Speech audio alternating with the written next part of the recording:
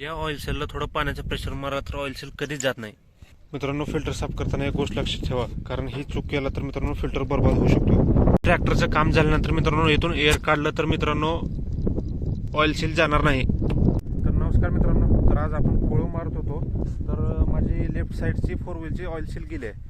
तर ते oil seal मी उद्यापासून मेकॅनिकला बोलवलं आहे, पण त्यावरही तुम्हाला ही ऑइल सील जाऊ नये म्हणून तुम्हाला थोडीफार माहिती सांगतोय, कारण की माझी ऑइल सील गेली ती चूक झाली. अशी चूक तुम्ही करू नका व तुमचं पैसे वाया जाऊ नका म्हणून मी तुम्हाला आज काही गोष्टी सांगणार आहे. न्यू सिरीजचा सिरीज 2027-41 आहे मित्रांनो. खूप ट्रॅक्टर विश्वासार्ह आहे. छोट्या चुका केल्यानंतर मित्रांनो इंजिन, हायड्रोलिक्स किंवा इतर पार्टचे आयुष्य कमी होऊ शकते. त्यामुळे मी आज 10 महत्त्वाच्या गोष्टी सांगणार आहे तुम्हाला, त्यामुळे आपलं ट्रॅक्टरचं आयुष्य वाढू शकतं. तर मित्रांनो, आपण काय असतं सीझनमध्ये रोज ट्रॅक्टर चालू करतो व लगेच स्टार्ट करून आपण पळून जातो, म्हणजे कामाला लवकर जातो. पण मित्रांनो, ट्रॅक्टरची थोडीफार काळजी घेतली पाहिजे, म्हणजे कामात आपल्याला खोळंबा व काही प्रॉब्लेम येणार नाही. तर आपल्याला काय करायचं आहे, कुबोटा असो व कोणत्याही कंपनीचा ट्रॅक्टर असो, त्याआधी आपल्याला काय करायचं आहे, इंजिन स्टार्ट करण्यापूर्वी आपल्याला इंजिन ऑइल किती आहे हे चेक करायचं आहे मित्रांनो. तर कुबोटाला साईडला मित्रांनो, कुबोटाच्या ट्रॅक्टरला न्यू सिरीजच्या सिरीजला लेफ्ट साईडला हा नॉब येतो मित्रांनो इंजिन ऑइल चेक करण्यासाठी. तर ह्याला वरती वडा आणि चेक करा मित्रांनो लेवल किती आहे तुम्ही पाहू शकता. तर आहे इथे 2 काड्या मित्रांनो, तुम्हाला लक्षात द्या, तुम्हाला कसं चेक करायचं पाहून देतो. तर आता तर सध्या काडी भरली आहे, कारण की मी आता ट्रॅक्टर स्टॉप केलाय. तर तुम्हाला मी काय करतो, ऑइल पुसून दाखवतो व परत बुडवून दाखवतो की इंजिनात ऑइल किती आहे. रेश आणि खाल्ली एक रेष, यामध्ये जर ऑइल असेल तर मित्रांनो आपल्या ट्रॅक्टरचं ऑइल मेंटेन आहे. तर मित्रांनो, खाल्ल्या रेषेच्या वर जर कमी झाला असेल तर मित्रांनो ऑइल कमी आहे, ऑइल टाकून घे. म्हणजे आपल्याला कुलंट चेक करायचं मित्रांनो. हा कुलंटचा डबा आहे. कुलटमध्ये ह्या 2 रेषा आहेत मित्रांनो. हा एक लक्षात घ्या, हे बघा इथे एक रेषा आहे आणि इथे एक रेषा आहे मित्रांनो. कधीही ह्या रेषेच्या वर ठेवा आणि कधीही ह्या रेषेच्या खाली ठेवा, या दोन्हीमध्ये ठेवायचं मित्रांनो कुलट. तुम्ही पाहू शकता इथे एक मध्ये ट्रॅक्टर गरम होऊ नये म्हणून आपण कुलंट वापरतो. कुबोटाला तर मित्रांनो कुबोटाचं खास कुलंट येतं. बाकीच्या कंपन्यांना मित्रांनो कुलंट येतं, पण त्याचं थोडं पाणी मिसळून घालतात मित्रांनो. तर काम करण्यापूर्वी आपल्याला डिझेल पण चेक करायचं आहे, कारण की कमी डिझेल वापरलं तर मित्रांनो ट्रॅक्टरमध्ये कमी डिझेल असलं आपण काम करण्याच्या नादात लागलो तर मित्रांनो कुबोटाचा एक असा विषय आहे मित्रांनो, कमी डिझेल असलं व डिझेल संपल्यानंतर ट्रॅक्टर बंद पडलं तर मित्रांनो ट्रॅक्टर एअर पकडू शकतो. नंतर डिझेल टाकल्यानंतर ट्रॅक्टर चालू होत नाही, कारण की त्याच्या नळ्यामध्ये एअर पकडतं. तर मित्रांनो 2-3 लिटर एक्स्ट्रा ठेवा. 2-3 लिटर टँकमध्ये असले तर लगेच डिझेल संपलं असं समजून डिझेल टाका. तर मित्रांनो, कुठे कुठे आपल्याला ऑइल लिकेज आहे. तर मित्रांनो, ऑइल लिकेज कसं ओळखायचं, तर सर्वात आधी आपल्याला कुठे खाली ऑइल गळते का हे पाहायचं. ट्रॅक्टर रातभर जे त्याचं काम करून आलो आपण, ज्या ठिकाणी कुठे ऑइल गळालंय तर त्याच ठिकाणी आपल्याला सकाळी उठून बघायचं मित्रांनो कुठे ऑइल गळालेलं आहे. तर सहसा कुठे ऑइल गळत नसतं, पण काम करताना कुठे फाटा, कुठे दगड वगैरे जर लागला तर मित्रांनो तिथे ऑइल लिकेज होऊ शकतं. यामुळे मित्रांनो टायर प्रेशरचा.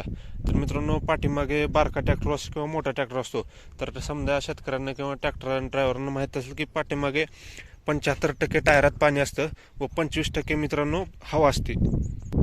कारण की मित्रांनो, हवा जर भरलं तर महागडल्या इम्प्लिमेंट, रोटावेटर, नांगर, कुळो हा जड वस्तू मित्रांनो ओढू शकत नाही. त्यामुळे आपण टायरात पाणी भरतो. त्याच्या वेळेस आपल्याला पाणी काढायचं मित्रांनो. छोट्या ट्रॅक्टर तर गरज नाही, पण मोठ्या ट्रॅक्टरला मित्रांनो टायरातलं पाणी काढायचं आहे. अजून एक गोष्ट, तर हा रेडिएटर ग्रिल आहे मित्रांनो. हा आपला रेडिएटरच्या पुढे आणखीन एक जाळी असते मित्रांनो. तर नियमितप्रमाणे हे बघा, हे कचरा लागला इथे. तर नेहमीप्रमाणे मित्रांनो 2-3 दिवसाला हा रेडिएटर साफ करा, कारण की रेडिएटर साफ केलं तरच आपल्याला ट्रॅक्टरला व्यवस्थित एअर मिळू शकते व्यवस्थित. मित्रांनो, रेडिएटर झाल्यानंतर सर्वात मेन एअर फिल्टर. तर काय क्लिप आहेत मित्रांनो, क्लिप अशा काढून घ्या. काढून घेतल्यानंतर हा नॉब निघतो असा, त्याला साईड ठेवून द्या. हा आपला एअर फिल्टर मित्रांनो. याला साफ करायचं असतं नेहमी मित्रांनो. धुळीत काम केल्यानंतर तर रोज साफ करा, व जर धुळीत नाही काम असलं तर मित्रांनो 4 ते 5 दिवसाला किंवा आठवड्याला 1 दिवस असा ठेवा मित्रांनो की एअर फिल्टर साफ करणं गरजेचं आहे मित्रांनो. कारण की एअर फिल्टर जर साफ केलं तर मित्रांनो आपल्या ट्रॅक्टरचं ॲव्हरेज वाढू शकतं, मायलेज वाढू शकतं, काम करताना ताकद वाढू शकते व डिझेल कमी खाते मित्रांनो, लक्षात घ्या. तर असं आपल्याला. तर अजून एक गोष्ट मित्रांनो, हा एअर फिल्टर आहे हा लोखंडावरती किंवा दगडावरती नाही आपल्याचं मित्रांनो. ह्या बघा, हे तुम्ही जाळे आहे यामध्ये, तर हे चमटू शकते मित्रांनो. तर ह्यासाठी काय करायचं मित्रांनो, आपल्याला टायरावरतीच आपटायचं मित्रांनो. शक्य झालं तर मित्रांनो हवा मारून घ्या, शकतो. तर असं साफ करा मित्रांनो. हे बघा, तुम्ही धुरळा जाते हे लक्षात ठेवा मित्रांनो. अजून एक गोष्ट, आपण एअर फिल्टर साफ केल्यानंतर हा टॉप दिसतो तुम्हाला, टॉप इथे बघा टॉप लिहिलंय. तर मित्रांनो नेहमी एअर फिल्टर बसवताना हा टॉप म्हणजे की नाही हा टोपण बसवताना वरती करून बसवा मित्रांनो. हे बाण वरती आलं पाहिजे, तर खाली नको जायला पाहिजे मित्रांनो. वरती टॉप याचं निशाणीच केले मित्रांनो, वरती तोंड करून बसवा. अजून एक मित्रांनो, आपण ट्रॅक्टर धुताना वगैरे काय करायचं मित्रांनो, इंजिनमध्ये जर पाणी मारता तर इंजिनमध्ये पाणी मारताना हे एअर फिल्टर इथून हवा उडतं. तर एअर फिल्टर पाणी आतमध्ये जाऊ नये म्हणून काय करा मित्रांनो, इथे काहीतरी कापड बांधा किंवा मेन कापड बांधा. हे मेन कापड बांधलं तर आपण प्रेशरचं पाणी मारताना यामध्ये आतमध्ये जाणार नाही व इंजिनातून इथून आतमध्ये पाणी उतरणार नाही, याची काळजी घ्या. गोष्ट मित्रांनो, ग्रीस नॉब. ट्रॅक्टरना भरपूर जागी ग्रीस नॉब असतो मित्रांनो. क्लचला असतो, रेसला असतो, दोन्ही ब्रेकला असतो. तर आपल्याला ब्रेकला असेल तर खाली असं बघायचं मित्रांनो, खाली ग्रीस नॉब कुठे आहे तर ओके इथे. तर मित्रांनो या ग्रीस नॉबला कंटिन्यू ग्रीस करत राहा. ट्रॅक्टरची सर्व्हिसिंग मित्रांनो तासावर असते. कोणतेही ट्रॅक्टर घ्या मित्रांनो, त्याची तासावर सर्व्हिसिंग असते. तर कुबोटाला 27 HP तर मित्रांनो 50 तासानंतर सर्व्हिसिंग असते पहिली. तर मित्रांनो पहिली 50 तासानंतर सर्व्हिसिंग झाल्यानंतर पुढल्या प्रत्येक सर्व्हिसिंग मित्रांनो 200 तासाला सर्व्हिसिंग आहे. मित्रांनो लक्षात घ्या, आपली पहिली 50ला केली तर नंतर 200चा गॅप टाका मित्रांनो, 100 200 मित्रांनो. पहिलीची 200 घ्या, 200 तासाला केल्यानंतर मित्रांनो 400 घ्या, 400ला केल्यानंतर 600ला घ्या. 1516 तास झालेत. तर मित्रांनो आपल्याला मला आता 1600 तासाला सर्व्हिसिंग करायचं आहे. तर माझे अजून मित्रांनो 84 तास बाकी राहिलेत.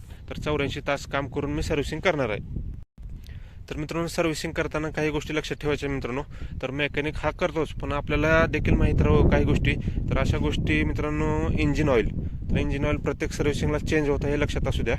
परत एअर फिल्टर मित्रांनो प्रत्येक सर्व्हिसिंगला एकतरी साफ करून घ्या व 2-3 सर्व्हिसिंग झाल्यानंतर मित्रांनो एअर फिल्टर बदलून टाका. मेकॅनिकला सांगा किंवा ते मेकॅनिक करतच असतात, पण आपलं जाणीवपूर्वक करून द्यायचं काम आहे. त्यांना आठवण करून द्यायची, एअर फिल्टर साफ करणे, हायड्रोलिक फिल्टर साफ करणे. परत मित्रांनो आपल्याला इंजिन बेल्ट मित्रांनो इथे असतो डायनामाला. तर डायनामाचं इंजिनचं कनेक्शन मित्रांनो सांगू तुम्हाला. इंजिन फिरवतं डायनामाला मित्रांनो, आणि डायनामा काम करतो बॅटरीसाठी. तर लक्षात घ्या असू द्या मित्रांनो, डायनामा जर फिरला तरच आपली बॅटरी चार्जिंग होऊ शकते. त्यामुळे यामध्ये लूज पण नको आहे, तर टाईटनेस असं हवे आहे. तर लक्षात घ्या मित्रांनो, 2 व्हीलच्याला तर काय नाही, 4 व्हीलच्याला काय असते मित्रांनो, पुढली जी बॉडी असते ह्या बॉडीला एक ऑइल असतं मित्रांनो. कारण की हे चाकं पण फिरत असतात, त्यामुळे घेर टाकल्यानंतर ह्या चारी चाकाला ताकद पोचते, हे पण चाक फिरत असतात. पण यामध्ये ऑइल असते मित्रांनो. तर ह्या ऑइल चेक करण्याची साईडला आपल्याला नॉब असते मित्रांनो. आपल्याला तुम्हाला आधी पण सांगितलं मित्रांनो, काम करून आल्यानंतर ह्याच्यातून आपल्याला एअर काढावं लागतं असे मित्रांनो. तर हे बघा ऑइल तुम्ही पाहू शकता. ह्या ऑइलची लेवल मित्रांनो ह्या काडीपर्यंत असावी लागते. खाली गेलं तर ऑइल टाकून घ्या मित्रांनो. आणि एक गोष्ट विशेषतः म्हणजे 4 व्हीलचं जर काम करत असलो आपण, 4 व्हीलचं असू दे किंवा 2 व्हीलचं असू द्या, काम केल्यानंतर संध्याकाळी जर घरी आलो तर मित्रांनो आपल्याला ह्यातून एअर काढायचे मित्रांनो. एअर काढून घ्या.